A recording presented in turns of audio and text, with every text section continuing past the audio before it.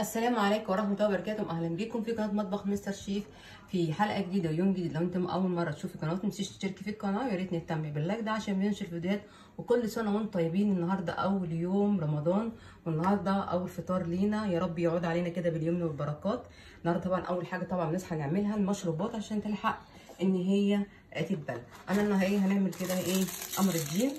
هنعمله قمر الدين طبيخ اللي هو يعني حلويات، وهبلي بلح وهعمل صوبيا. نمشي مع بعض واحده واحده، ويا رب كده النهارده اليوم يبقى خفيف علينا ان شاء الله.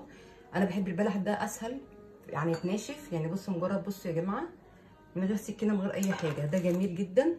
طبعا ساعات يعني هو اول يومين بس بيحب يشرب البلح، وبعد كده بشرب الخروب الصوبيا. كده كده هعمل بردك صوبيا ان في طالبين صوبيا، فهنعمل ده وده. اهم حاجه يا جماعه ان رمضان ده الصراحه ان شاء الله هيبقى كويس علينا ان شاء الله، ويا رب ما يكون حد فاقد ولا مفقودين ان شاء الله. وهنمشي واحده واحده بقى كده. طبعا محشي وديك رومي، رمضان هو المحشي والديك الرومي، محشيات جميع انواع المحشي. ونشوف النهارده مع بعض السفره بتاعتنا، يا رب تعجبكم، ويا ان شاء الله يا رب النهارده الحلقه كلها تعجبكم. احنا بناخد افكار من بعضينا، ما تنسوش بس اهم حاجه تدعموا لي القناه. دي تاني سنه لينا في رمضان، ده تاني رمضان للقناه، فانا عايزاكم يا جماعه تدعموا لي القناه بتاعتي، مش هتطلع الا بيكم ان شاء الله. اهو كده زي ما انتم شايفين، وهشطفه بسرعه كده، وبعد كده نعمل المشمشيه او قمر الدين. تمام يا جماعه؟ خلاص. هو يا جماعه هتقولي مش مزوده ليه؟ زي ما قلت لكم بيبقى ممكن فرد واحد بس عايز ياكل يشرب مش البلح، فما بقاش هزود طبعا عشان ما يقعدش عندي في الثلاجه، ولو فضل مثلا مفيش فرق. هنحط طبعا تين، بحب احطه صحيح احسن، ما بحبش اقطعه عشان الكوبايه كده تبقى فيها كل حاجه. وهنحط مشمشيه برضه،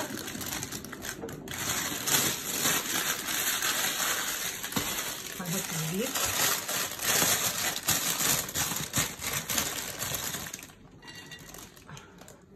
وهنحط كمان القرص بتاعتنا. والفشار ده تحسي ان هو كده اساس كده على السفره، حتى لو ما فيش حد يشرب من الاولاد ده لازم يتحط كده على السفره.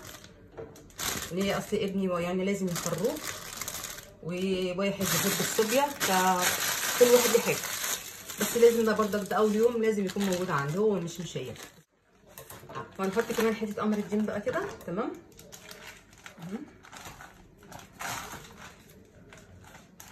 نحط حته كده محترمه فيها، ونسيب الباقي نعمله عصير ونطبخه حلويات. تمام كده كده. طبعا نحط عليه ميه مغليه من الكتل علشان يلحق يبوش كده لحد الاذان ان شاء الله. يعني اول ما بصحى كده احب اعمل العصاير الاول واركنها كده على المطبخ، بحيث يبقى ما عنديش بقى الاكل والكلام ده كله. ومعلقه على ميه الديك الرومي.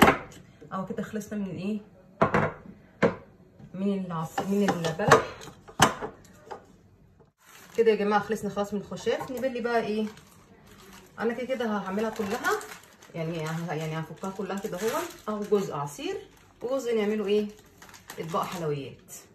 بس لازم نقطعها حتت كده، بحيث لو ما ساحتش معايا لحد ما اجي اضربها في الخلاط احطها شويه كده على النار بتفك بسرعه، عشان لما نيجي نحطها في بسم الله الرحمن الرحيم الخلاط ما تبوظش مننا الخلاط. فنقطعها كده برضك، وبنحط عليها ميه سخنه. انا ما حطيتش طبعا على الخشاف سكر، لان البلح ده بيبقى فيه نسبه سكر، فعشان ما يبقاش حاجه مسكره قوي. شوف بقى عايزين اكتبوا لي كده النهارده اول يوم رمضان عملتوا اكل محشيات برضك زي اي بيت مصري، ولا صواني؟ في ناس بيحبوا يعملوا صواني وبط والحاجات دي.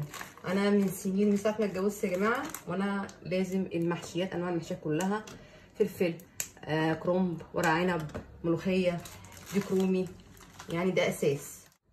خلاص العصير يا جماعه. انا جبت امبارح، نزلت للفراخ جبت الحاجات بتاعه اللحوم زي ما قلت لكم. انا ما بحبش احط اللحوم كتير، يعني بجيب اللي انا بيقضيني كام يوم في اول رمضان. كده الفراخ دي جنبي. تمام.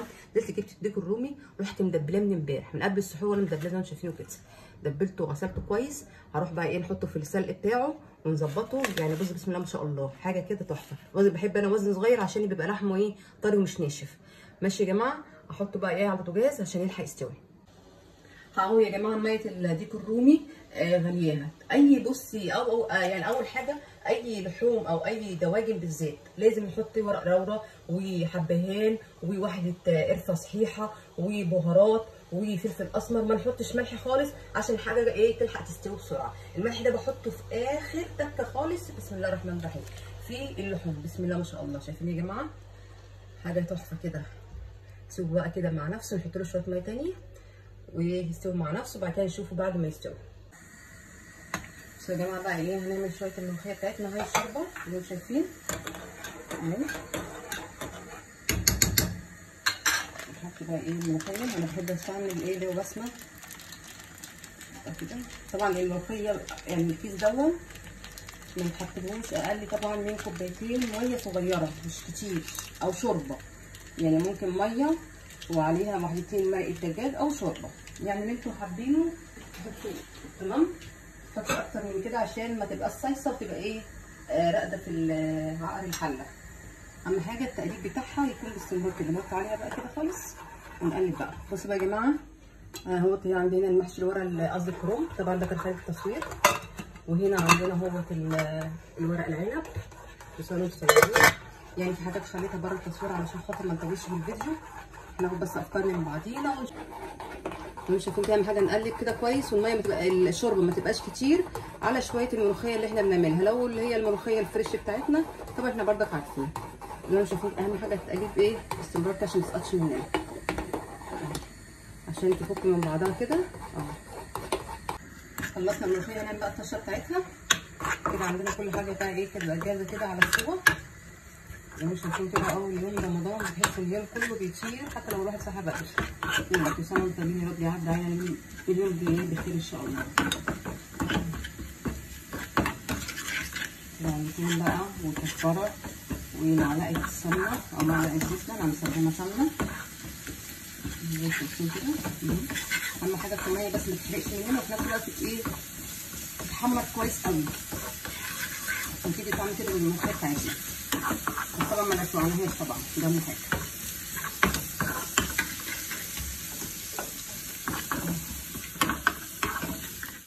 خلصنا هي بقى نعمل شقه الملوخيه.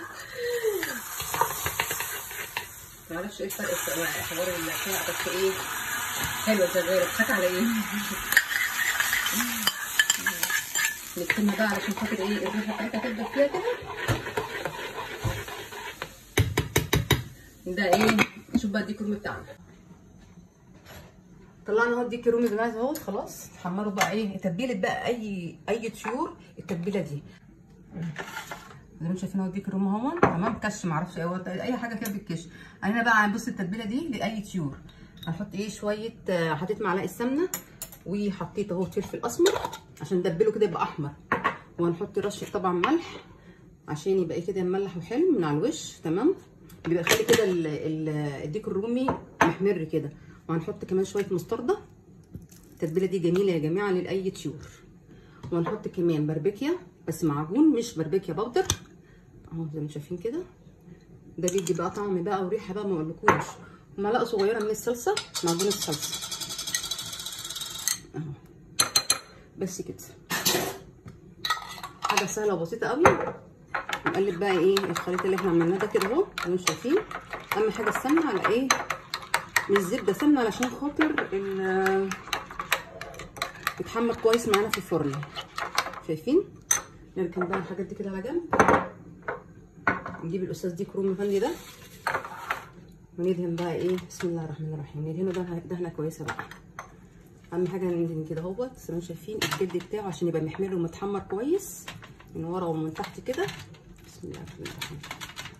بالطريقه دي زي ما اقول لكم يا جماعه الخليط ده يمشي مع اي شيء فراخ بط اي حاجه بيبقى جميله جدا فعلا. دي يا جماعه النهارده كده السفره بتاعتنا زي ما انتم شايفين. ورق عنب بديك الرومي، عندنا هنا اهوت الكرنب والفلفل والملوخيه والعصاير وايه. كل سنه وانتم طيبين. يا رب النهارده الفيديو يكون عجبكم واستنونا في فيديو تاني ان شاء الله في رمضان. والسلام عليكم ورحمه الله وبركاته.